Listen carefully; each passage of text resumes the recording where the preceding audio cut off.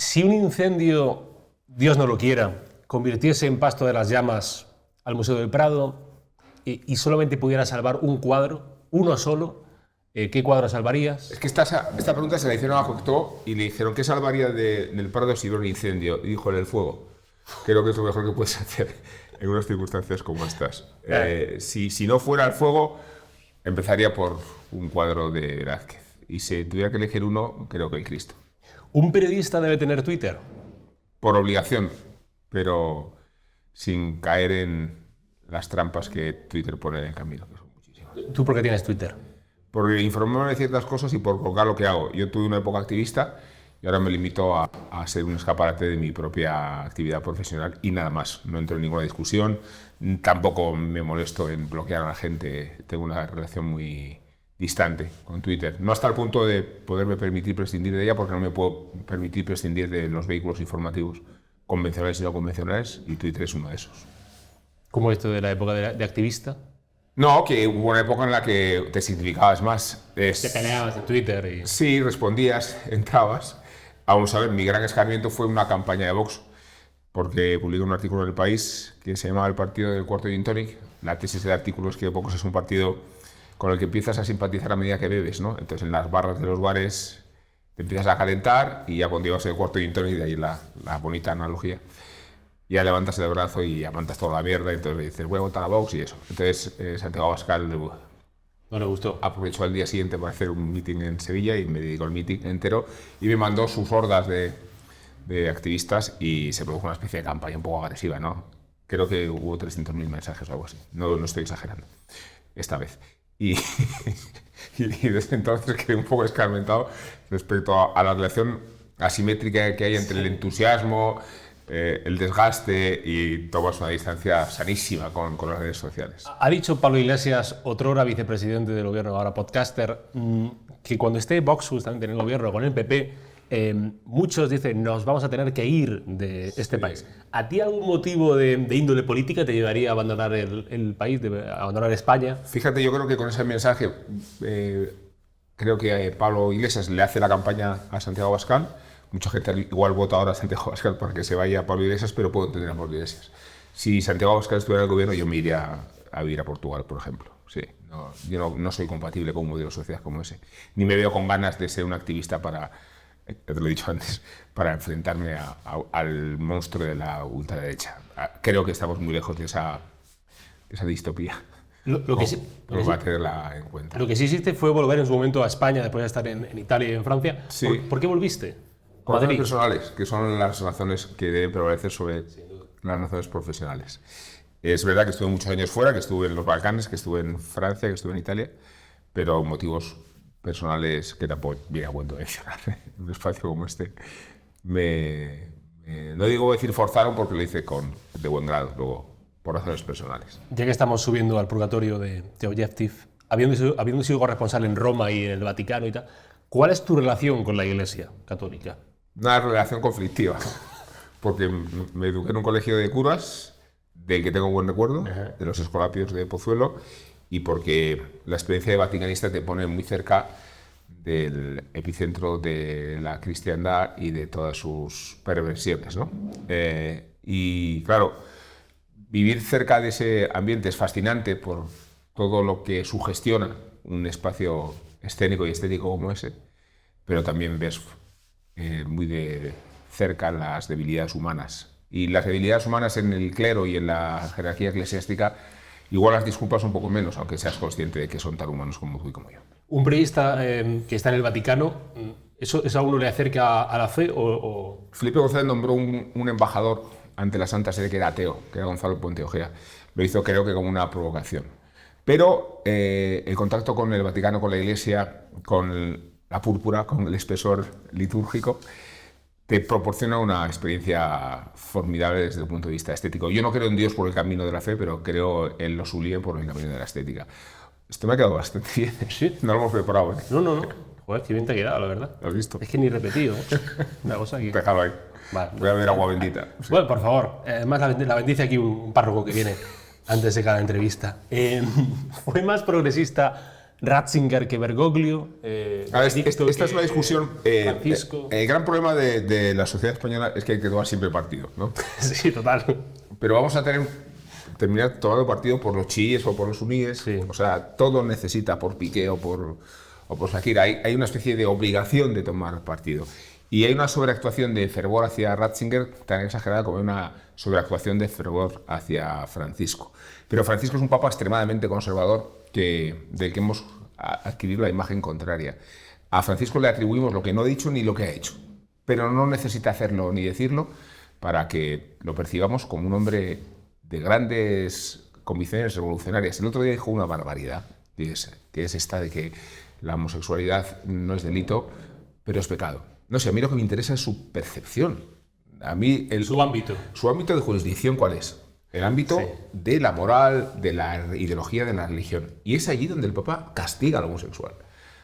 Pero lo castiga sistemáticamente, porque esta frase que dijo un avión, ¿no?, cuando se pronunció diciendo ¿quién soy yo para juzgar a un homosexual? No, para juzgar, no, para condenar.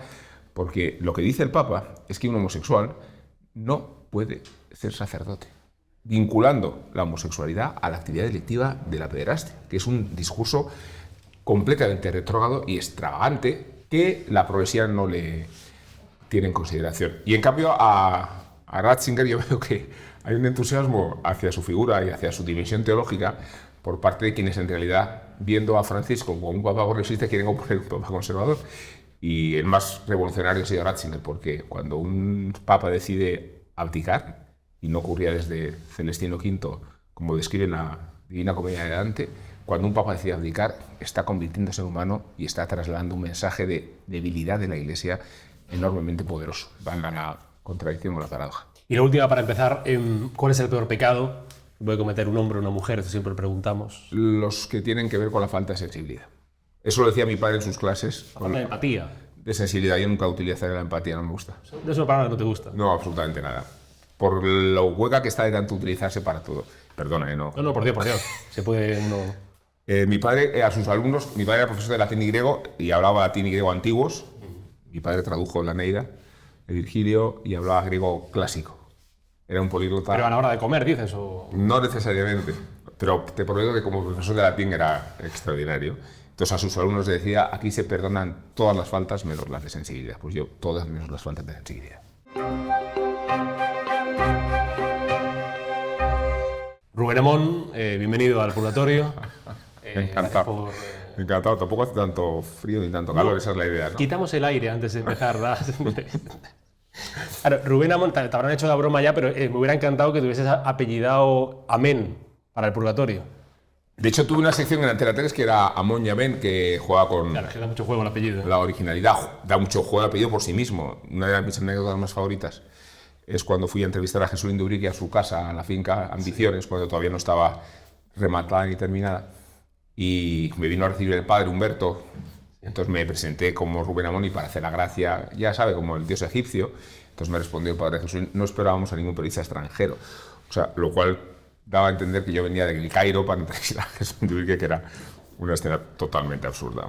Rubén Amón es periodista político, cultural, taurino, habla de deportes, fue corresponsal en Italia y en Francia, escribe en El Confidencial, es tertuliano, hace radio con Alsina en Onda Cero, hace tele con La Griso y con el Pablo Motos, es madrileño, tiene 53 años. Si no, sí.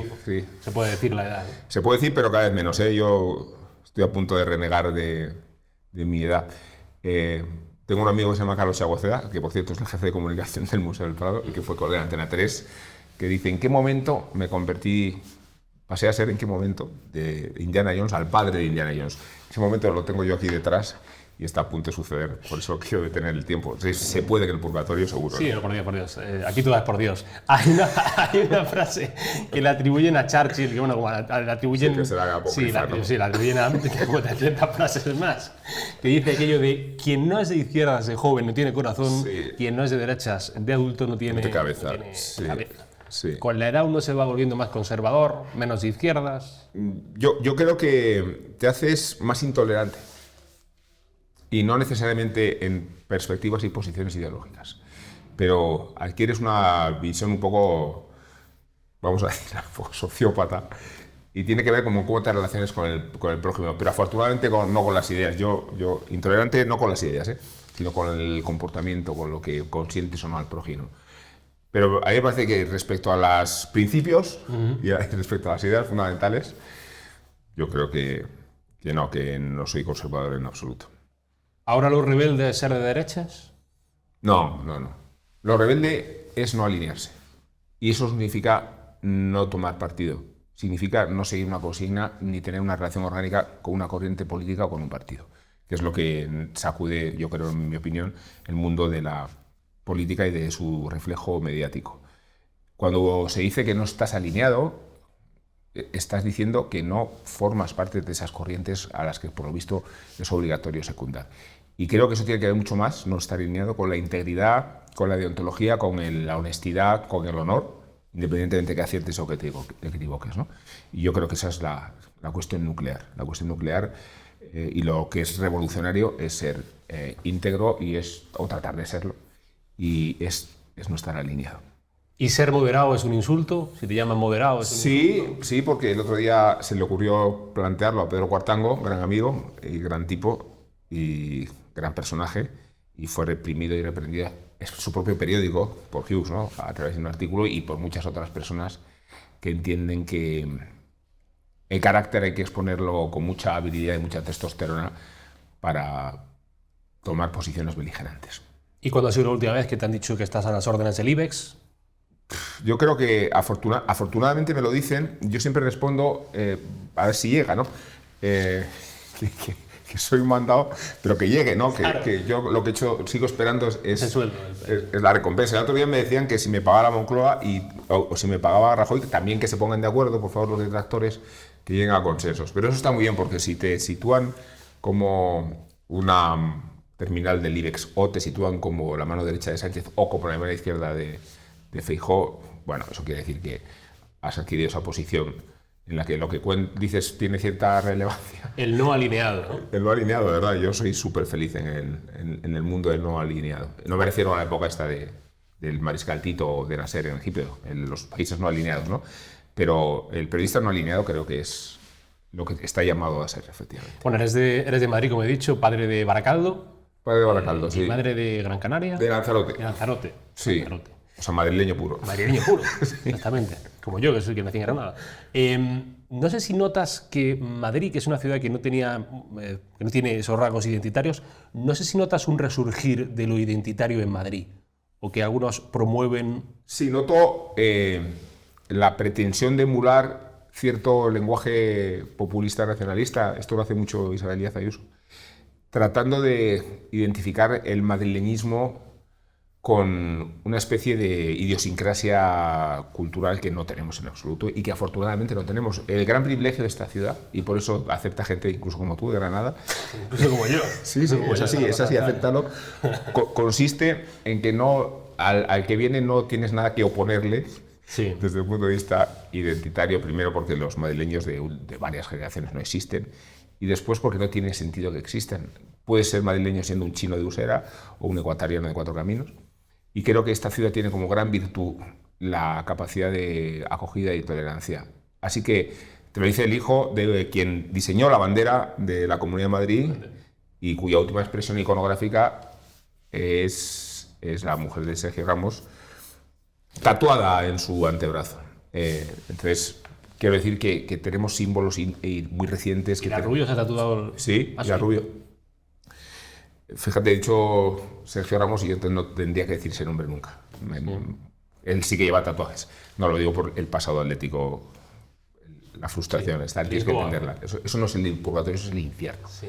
Bueno, quiero decir con esto que no tenemos más rasgo característico de los madrileños, y yo soy, fíjate, de dónde vengo, que la chulería. Pero eso es un rasgo. Eso no es una actitud, un reflejo de la identidad ni de la aspiración nacionalista madrileña. Es una contradicción. Madrid no puede ser nacionalista. ¿Tú eres antinacionalista? Sí, antinacionalista, sí. Eso sería una etiqueta para decir Rubén Amón es antinacionalista. Sí, pero además porque con todo el derecho que me da haber vivido las guerras balcánicas. Cuando de repente una comunidad descubre en la otra el motivo de controversia y se recrea en la diferencia a partir de forzar estereotipos que no existían. En el caso de Serbia, Croacia y Bosnia, en este conflicto que proporcionó 250.000 muertos, lo digo para que Feijóo recuerde que el factor religioso estaba muy presente, no porque fueran fervorosos en un país excomunista, sino porque utilizaron la religión como argumento identitario hasta el extremo de que el patriarca Pavel de la Iglesia Ortodoxa bendecía los tanques. A mí esta idea del patriarca, tu religión, bendiciendo con agua bendita, los tanques, me da la impresión de que tienen una connotación religiosa. Algo. Bueno, pues ves hasta qué punto es fácil, sencillo, exacerbar la diferencia, aunque sea de forma artificial. Y la identidad, fíjate, yo esto se lo dijo a mi hijo como argumento total, a partir de lo que haya aprendido de lo vivido y de personajes como, me acuerdo por ejemplo a mí, Mami Malouf, la idea de que la identidad tiene que ser una suma. Tú eres granadino, eres andaluz, te has instalado en Madrid, tienes pasaporte comunitario, vas creciendo en tus referencias culturales geográficas y creas una identidad poderosa a partir de la pluralidad. Pero el nacionalismo inicia por hacer el viaje invertido, consiste, renuncias a ser cosmopolita, renuncias a ser europeo, renuncias a ser español, renuncias a ser casi del territorio que te corresponde y te aferras a lo que te diferencia del vecino. Esto ha llevado a una guerra descomunal en Yugoslavia. ¿Cómo no voy a estar prevenido contra el nacionalismo y cómo no voy a ser antinacionalista? Pero si comprendes, digo, que alguien se sienta, por ejemplo, orgulloso de ser español. La gente diga, yo estoy orgulloso. Con bastantes matices.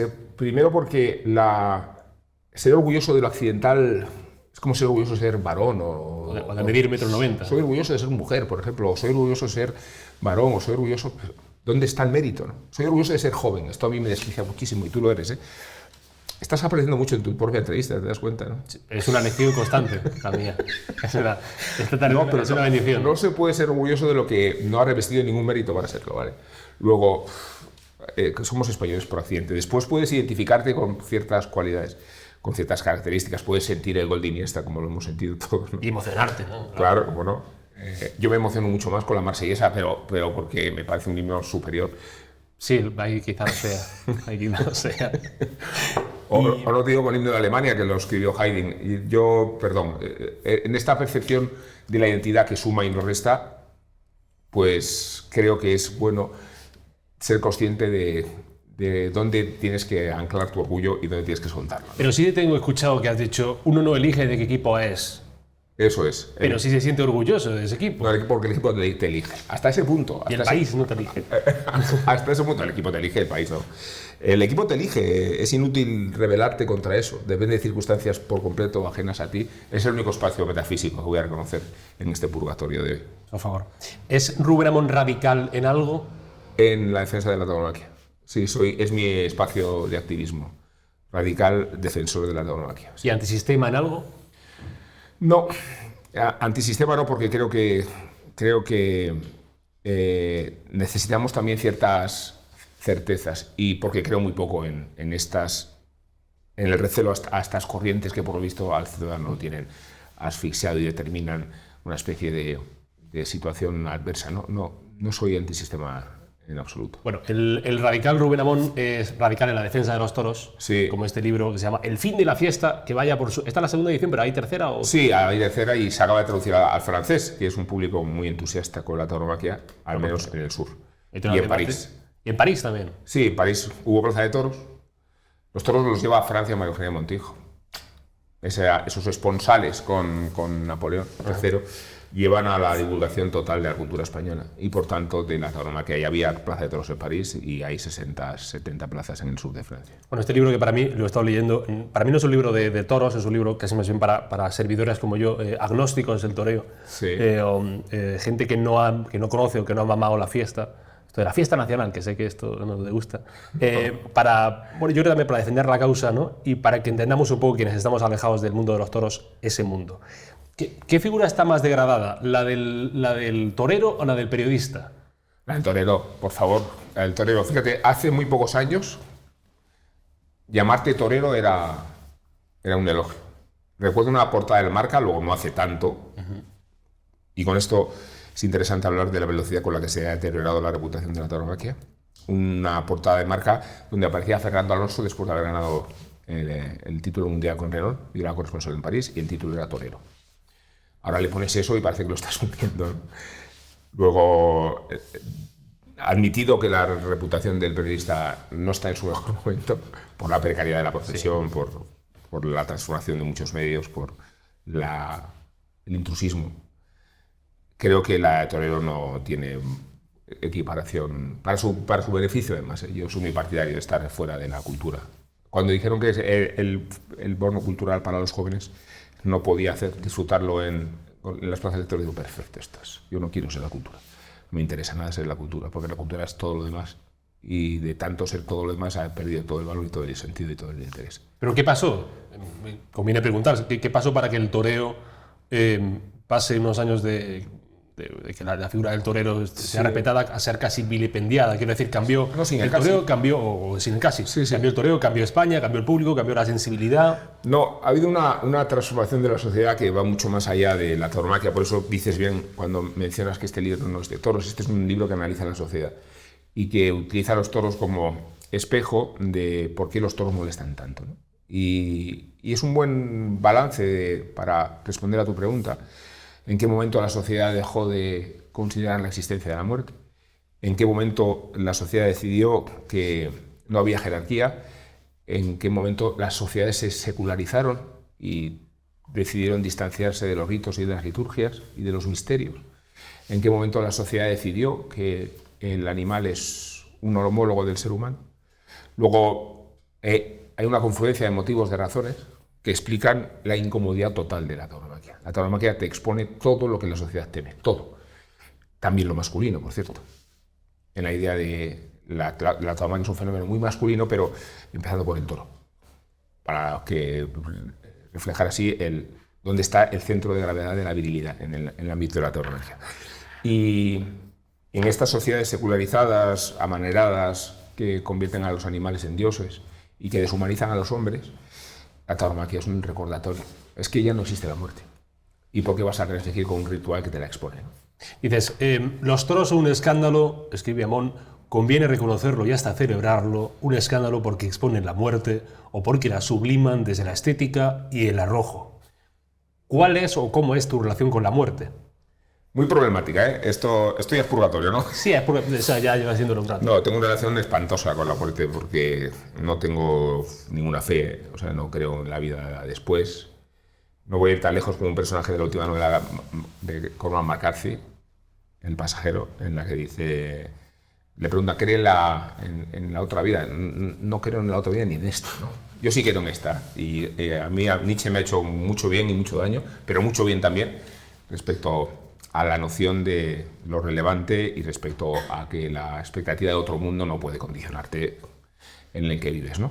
Pero creo que la cuestión del miedo a la muerte, por lo menos, te expone a la celebración de la vida cuando puedes. Mi trauma personal, que es la calavera de Yorick, espero que esto no suene muy pretencioso, muy preparado, pero la escena de la calavera de Yorick en Hamlet, yo la he vivido delante de Miguelón, y me refiero al vestigio antropológico de Atapuerca, cuya mirada de 600.000 años, de un homínido no exactamente como nosotros, pero muy parecido, que caminaba erguido, que tenía noción de la religión, te mira y te dice, ¿en serio?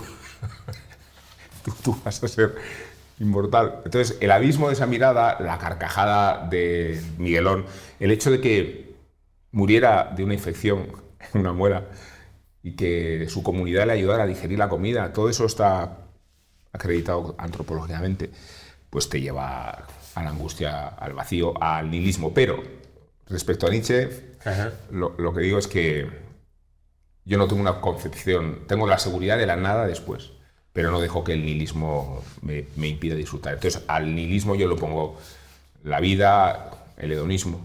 Fíjate, contra el nihilismo, el hedonismo. Esto parece un lema del 68. Mucho mejor de los otros que se proclamaron. Pero si respondo a tu... Para mí la muerte es la cuestión central. No para mí, solo falta que solo fuera para mí, pero que es la cuestión central. Sí. ¿Es peor para un niño ver un informativo que ir a una plaza de toros? No, es un error engañar a los niños con que la muerte no existe. Es un error ahorrarles las experiencias de paso. Es un error quitarles todos los obstáculos para facilitar ese camino cuando desaparecen los obstáculos no van a saltar nunca ninguno. Y es un error no solo infantilizar a los niños, que son infantiles, es mucho peor infantilizar una sociedad a través de edulcorar, anestesiar y crear ficciones, porque creo que negar que la muerte existe es solo una forma de escapar de ella bastante contraproducente. Lo hemos vivido durante la pandemia, no hemos tenido noticia real de los cadáveres más que en números, como si los números pudieran encubrir la realidad. Incluso nos molestaba cuando se molestaban algunos cuando sacaban fotos de féretros. Eso es, que salieron poquísimos, el Palacio de Hielo parecía que era un enigma. ¿Qué hay dentro? No lo podemos enseñar. Si nosotros nos negamos la relación con la muerte, nos negamos la relación con la vida.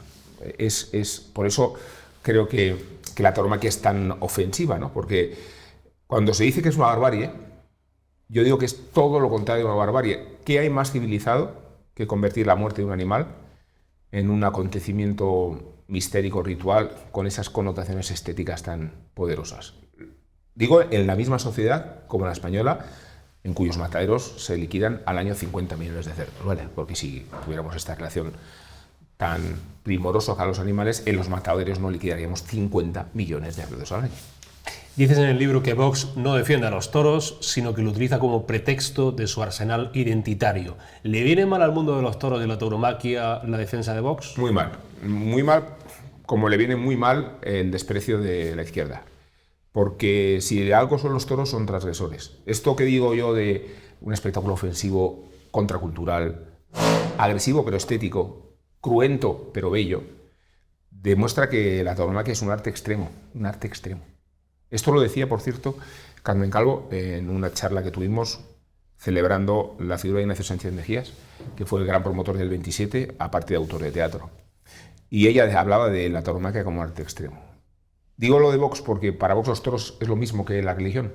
Si Vox fuera un partido de noción y conciencia cristiana, no podría ser tan intolerante como es en relación a las minorías, en relación a los inmigrantes. Es inconcebible que el mensaje de Cristo, muy digno de defenderse, que es la noción del prójimo, sea desobedecido por quienes se muestran como presuntos cristianos. Vox no es un partido cristiano. Pero un aficionado a los toros que vote pensando en los intereses de su afición, ¿a qué partido debe votar?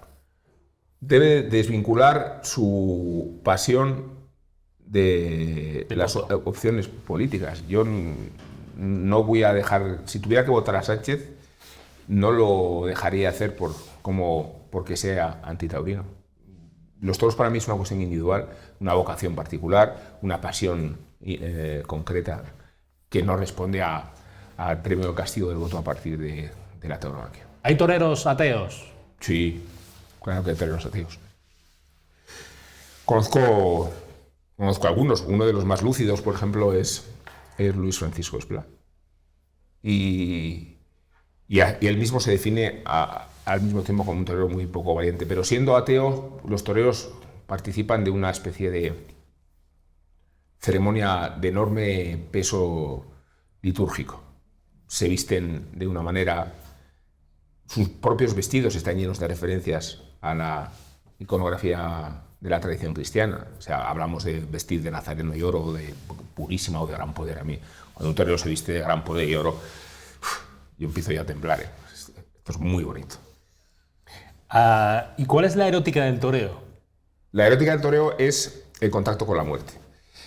Las corrientes buenistas que quieren aniquilar la muerte para que no la veamos, o sea, quienes dicen, bueno, pero que no matan al toro, están arrebatándole la razón de ser. O sea, los toros son la coreografía perfecta entre eros y tánatos. El erotismo es la respuesta a la muerte. Yo te he dicho antes que mi respuesta al nihilismo es el hedonismo. La respuesta a la muerte es la vida, la fertilidad. Y de esa lanza, de esa creatividad, la medida de la belleza la da la noción de la muerte. Si tú a la tauromaquia le quitas el centro de gravedad y no hay muerte, no hay eros. Esa es la erótica de la tauromaquia. Entonces, hay más erótica en la tauromaquia que en el poder, ¿no? Pero muchísima más. La erótica del poder. Pero muchísima más. El torero es una expresión erótica que remarca sus atributos genitales, que se viste de mujer. El toro engendra en sí mismo una potencia y una virilidad que llama a la cultura mitológica y a la evolución de ese mismo animal en el Mediterráneo. Es que el toro es el origen de Europa, ¿no? En el secuestro. El toro blanco que secuestra Europa. Estamos hablando del hecho fundacional de la tauromaquia, que no es la tauromaquia estilizada que conocemos hoy, en la expresión sublime de Morante, sino una tradición que se hunde en la historia misma del Mediterráneo y que proviene exactamente de la creatividad en contacto con la muerte. El erotismo es eso. Te leí decir que ha habido toreros que han tenido orgasmos mientras toreaban. Sí. Entiendo que Rubén Amón como espectador no ha tenido orgasmos mientras lo veía, ¿no? Y me parece una vulgaridad no haberlos tenido, sino cuando un torero trata de decir, joder, es que siento un orgasmo, digo, pero es que no me jodas, perdón. Si eso lo puede sentir cualquiera, ¿no? O sea, yo espero mucho más. Porque yo, en una plaza de toros, que creo que he pasado los momentos más felices de mi vida, vivo mucho más que eso. Es una experiencia distinta, digo, vicaria. Imagínate lo que debe ser pasarte por la bragueta, así se llama en el mundo de la tauromaquia, embraguetarse con la mano izquierda, toreando despacio, despacio, en un muletazo de una largura y una hondura inverosímil. Pues cuando dicen, no, siento, no, eso lo siente todo el mundo, todo el público que está ahí, más que menos, ha tenido una experiencia en un orgasmo. Luego yo espero que todavía sea mucho más que un orgasmo. ¿Dónde te has emocionado más? ¿En una ópera? ¿En una plaza de toros? ¿Viendo al Atleti? A ver, yo... Entiendo que esta última es más complicada, ¿no? No, yo creo que precisamente porque mencionas fenómenos efímeros, Sí. Es muy interesante que eso provenga de experiencias irreproducibles, ¿no? Todo tiene que ocurrir en directo y creo que son emociones distintas. Pero si tuviera que decir lo que más hondura puede alcanzar, creo que es una Verónica de Morante de la Puebla. ¿Tiene sentido la existencia del Ministerio de Cultura en España? No, ninguna. Yo soy partidario de eliminarlo, pero no por nada, sino porque no tiene atribuciones, ni tiene programa, ni tiene sentido. Si fuera un Ministerio de Cultura a la francesa, si España tuviera una noción de la cultura a través de la industria, de la noción geopolítica. Claro, si nosotros abriéramos un museo del Louvre en Abu Dhabi, ¿no? Si percibiéramos que la cultura es un argumento estructural de una sociedad, si nos responsabilizáramos de crear en la sociedad y en la opinión pública un espíritu crítico, pero si el Ministerio de Cultura no tiene presupuesto, atribuciones, da igual que exista. O sea, yo no es que niegue la existencia de un Ministerio de Cultura, pido un Ministerio de Cultura de verdad. Y mientras no haya un Ministerio de Cultura de verdad, pues que desaparezca, que ahí no tiene el menor interés. ¿Y que cuando vale cualquiera para el puesto de Ministro de Cultura? Pero porque en el escalafón de las consideraciones, el Ministro de Cultura es el que nadie quiere ser. En España el Ministro de Cultura, salvo alguna excepción, y la ha sabido, me acuerdo de Solana, me acuerdo de Jorge Semprún, alguien más me podrá venir, pues enseguida en las quinielas aparece como si fuera el ministro defenestrado, con cartera pero de defenestrado, sin voz, sin relevancia, porque no tienen el ámbito de influencia ni de poder, están transferidas las competencias a las comunidades. He dicho antes que Rubén Amón está con Susana Griso y con Pablo Motos en El Hormiguero, uno de los programas menos conocidos de la televisión en España. Sí. Apenas la gente lo ve. En la potencia de la tele ya sabemos que es poca. Te quiero preguntar, ¿crees que lo que diga Tamara Falcó, que sé que no compartes tertulia con ella, pero bueno, que va al programa, que sobre un asunto, lo que diga Tamara Falcó sobre un asunto o su posicionamiento, tiene más influencia, su opinión, en la opinión pública, vale la redundancia, que muchos de las columnas que se publican en este país? Sin duda. Cuando ella hablaba y mencionaba toda España, por ejemplo, dice este tipo de frases, toda España ha visto, ¿no? Yo pensaba, toda España. Y luego te informas y entre la audiencia y que Tamara Falcó es lo más buscado en Google en España el año pasado, te percatas, espérate que a lo mejor tienes razón, y toda España. Lo que pasa es que yo creo que hay que diferenciar, y esto sí me parece relevante, la divulgación del mensaje con la capacidad de influencia del mensaje. Y es donde yo creo que hay un columnista puede enseñar un poco las uñas. Lo viral y lo influyente. Sí, sin llegar a abrumar a Tamara Falcó. Cuando Tamara Falcó es inteligible, porque otras veces es simplemente ininteligible. A mí me gusta mucho más la Tamara Falcó ininteligible, cuando lanza mensajes que no... Y no entiende nadie, ¿eh? No entiende nadie ni entiende ella misma, pero me parecen los más fascinantes. ¿Tú cómo titularías una entrevista con Tamara Falcó de interjecciones? Me parece muy divertido esto, ¿no? Es una buena experiencia. 3 puntos suspensivos, Tamara Falcó, 3 puntos suspensivos. Pero ¿no crees que hay una... Creo que hay como una masa de gente, de ciudadanos que están en la calle, a los que no les importa nada lo que digamos ni tú ni yo, a los que no leen a los periodistas, que no leen periódicos, que escuchan la televisión, que ven la televisión, que a lo mejor escuchan la radio y es, con perdón, los 40 principales, y que viven su vida muy tranquilamente y que a lo mejor les influye más que a otros. Un porcentaje alto, dices, no, elevadísimo. Elevadísimo. Por eso que cuando hablamos sobre las redes sociales al principio, es muy importante ser consciente de la limitación del mensaje. O sea, la gente en realidad, y algunos columnistas no lo creen, algunos columnistas piensan que España está esperando su artículo, espera que ha habido un escándalo, espera que voy. Esta idea, espérate que me voy a preparar la columna y se van a enterar, o en realidad hay un divorcio total entre... Lo mejor para este oficio es ser un poco descreído de todo, ¿no? No, un escéptico integral. Yo no soy periodista en el sentido vocacional, no soporto las películas de periodistas, no soporto el corporatismo periodístico. Me siento muy poco identificado con la profesión. He vivido y vivo bien de ella porque creo que mi razón de ser es la curiosidad. Y para quien es curioso, esta profesión es muy gratificante. Pero de ahí a participar de estos ritos, de estos fenómenos, de estas expectativas, de este egocentrismo, de creer que tu columna ha sacudido los cimientos de la sociedad. Vamos a olvidarnos de eso, sí. Fuiste corresponsal en París y en Roma, y dada tu experiencia en este asunto, no me puedo cerrar a preguntarte ¿por qué los corresponsales en España, que vienen a España, tienen tanta fijación con Franco? Porque yo siempre veo que habla mucho el New York Times, que habla de Franco, sí. habla por eres Franco, tal cual. Es comparable solo a los hispanistas. Sí, habla mucho de Franco. Estuve viendo yo el otro día un documental en Netflix que se ha hecho entre Reino Unido, Alemania y España. Y están obsesionados por demostrarnos que Franco está muy presente, nunca mejor dicho. Franco presente sí. en nuestras vidas. Y no se imagina lo lejos que está. Pero yo entiendo, porque yo que he sido corresponsal, para dirigirte a una sociedad que pueda tener interés por lo que cuentas, tienes que ir siempre a noticias o muy extravagantes o muy llamativas. Nada más fácil que ser corresponsal en Berlín y mencionar a Hitler cada vez que puedes, ¿no? Y entiendo que para hablar de España es muy resultón esto de decir la huella del franquismo, la supervivencia de las dos Españas. Yo creo que este es un discurso totalmente superado y trasnochado. Y que es verdad que es bastante obsesivo en los corresponsales. Pero un corresponsal que venga a España y que quiera saber cómo es este país cosas que no salgan en los periódicos, en la prensa, ¿qué debe conocer de España?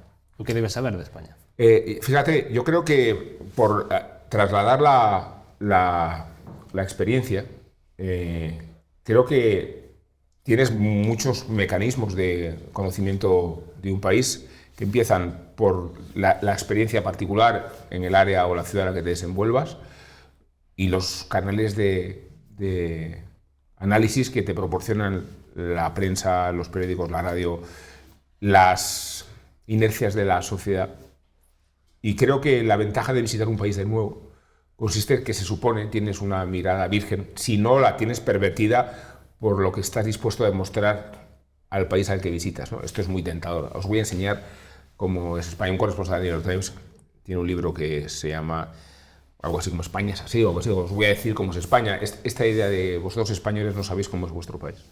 Y os lo voy a enseñar yo. Y es sano que exista una perspectiva exterior que relativice ciertas convicciones y ciertos clichés, pero no cuando viene forzada por las conclusiones de antemano. Esto lo hacen todos los hispanistas. Conociendo Francia, una figura como Macron sería posible en España. Aquí vino Borja Semper antes de que lo nombrara y dijo algo así, como no llegó a decirlo, pero dijo, bueno, un poco el Macron español podría ser Feijóo, salvando las distancias. No, el Macron español era Albert Rivera. Ahí lo tienes. De hecho, tenían una relación bastante fructífera, cooperaban, se conocían, y lo que Macron ha sido para Francia, saliéndose de ministro rebelde de un gobierno socialista y pisando mucho más terreno liberal. Creo que lo era Albert Rivera, sí, tuvimos la oportunidad de Albert Rivera. Y conociendo Italia, Macarena Olona aspira a ser la nueva Giorgia Meloni. Es muy importante cuando se habla de Italia de manejar el coeficiente de desdramatización, que no es matemático, pero todo lo que sucede en Italia hay que relativizarlo en su gravedad. No es del todo lo que parece, ¿no? Eso es la expresión de una sociedad muy flexible, que sabe muy bien convivir con sus méritos y con sus desventajas. Luego, si decimos que Meloni es Mussolini, pues estamos cometiendo un gran error. Yo no sé si Olona no quiera ser ella misma Mussolini, pero creo que la ultraderecha en España hay que tomársela más en serio que la ultraderecha en Italia, como las cosas en Italia hay que tomárselas menos en serio en general, ¿no? Precisamente porque si hay un país mutante. Fíjate, Aldo Moro tenía una frase que era, nos viene muy bien ahora para el sí es sí, que en Italia no existe el sí ni el no existe el ni, y con el ni te desenvuelves como sociedad de una forma muy flexible y muy plástica. Bueno, en Granada tenemos el no ni na, que es la negación, la triple negación, que es una afirmación. El no ni na, o sea que sí. Se puede hacer la ley del no ni na. Perdón por este chiste, no lo voy a hacer uno más. Está muy de actualidad. Ha contado Maxi Huerta que él cuando fue a despedirse como me parece maravilloso este capítulo, contó que él fue a despedirse antes de dimitir a la Moncloa con el presidente, y que empezó a decirle, bueno, presidente, tal, imagino yo la situación, ¿no? Sí. Y que el presidente empezó a hablar de él, y de cómo le cómo le recordaría la historia, ¿no? Cómo le juzgarían los ojos del tiempo, ¿no? El rasgo más identificativo de Pedro Sánchez. Lo acabas de definir, la megalomanía. No quería yo decirlo. La megalomanía más que el narcisismo, ese grado, ¿no? Como tú quieras.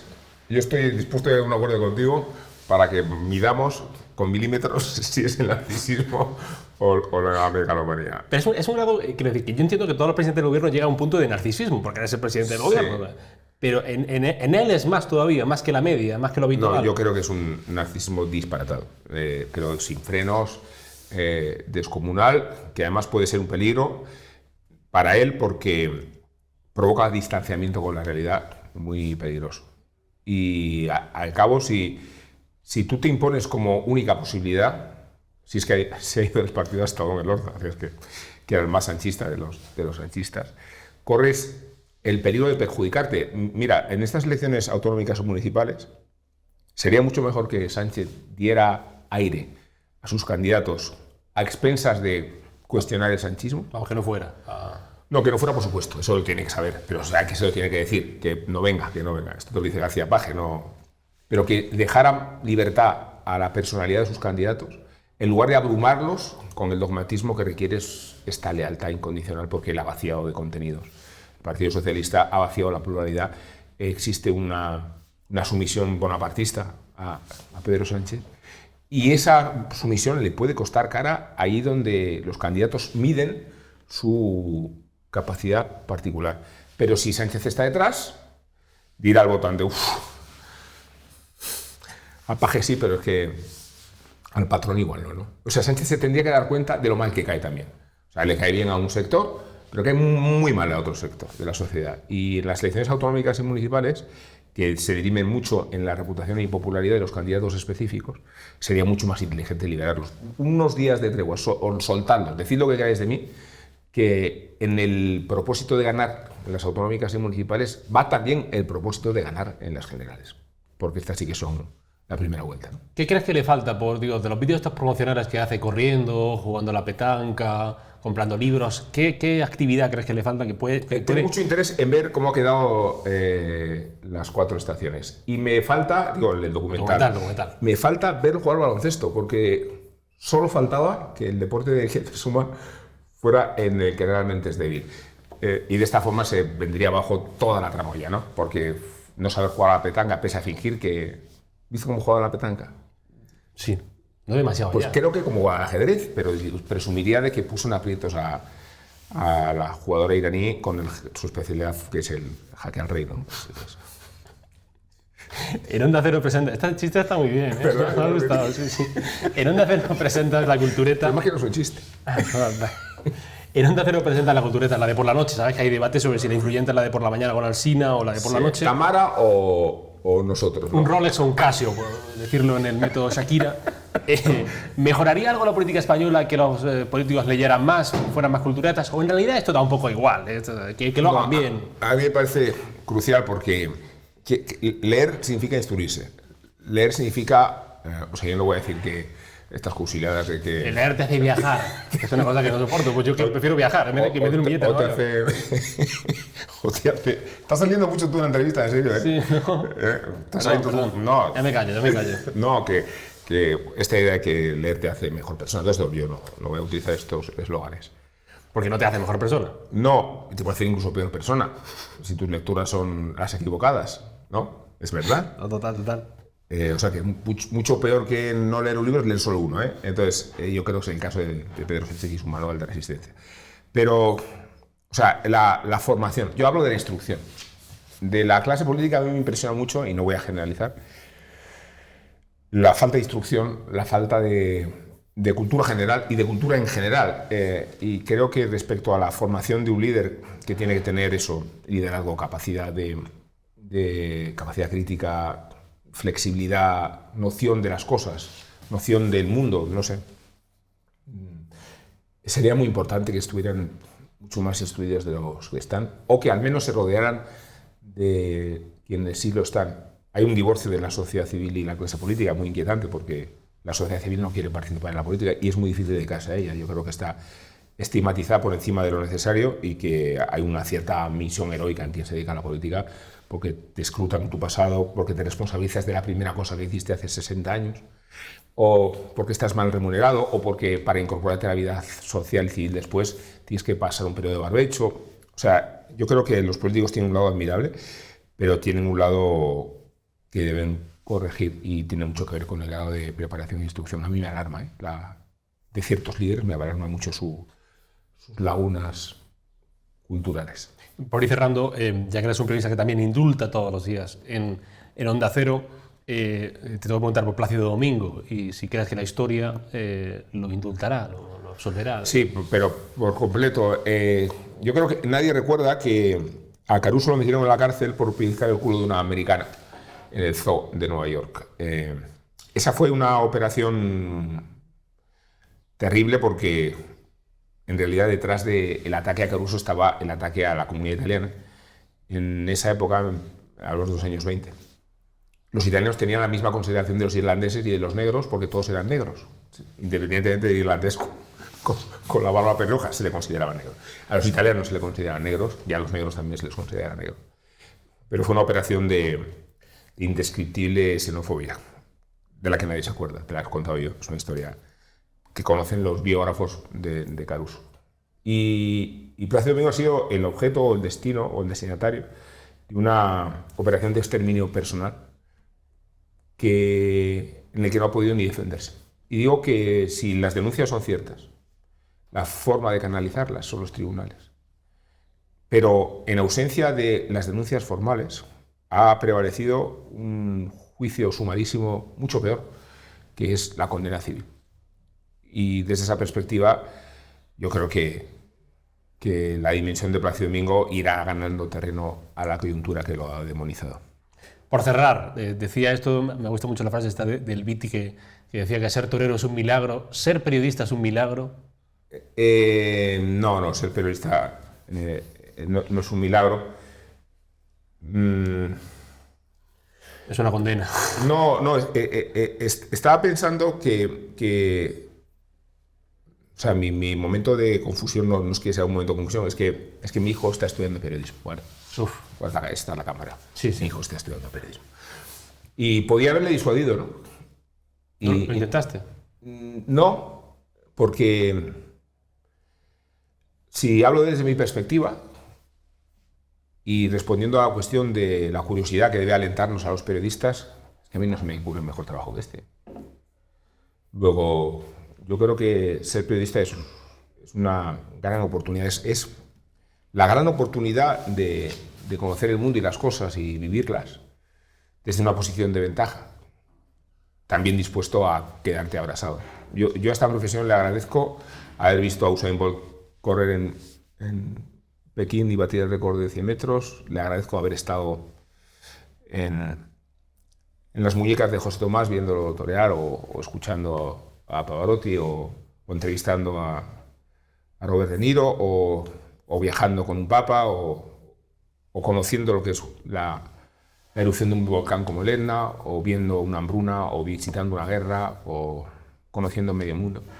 Tanto me ha dado esta profesión que cuando mi hijo decide emprenderla, ¿cómo le voy a decir que no lo haga? No le voy a hablar yo, cuidado la precariedad, cuidado la transformación de los medios, cuidado el intrusismo, cuidado que cualquiera ahora es creador de contenidos. Lo que siempre fue un periodista ahora se llama creador de contenidos, ¿no? Pues esta idea, ¿no? Pero no tengo argumentos para disuadirle. ¿Qué personaje te ha sorprendido más en toda tu carrera a la hora de entrevistarlo?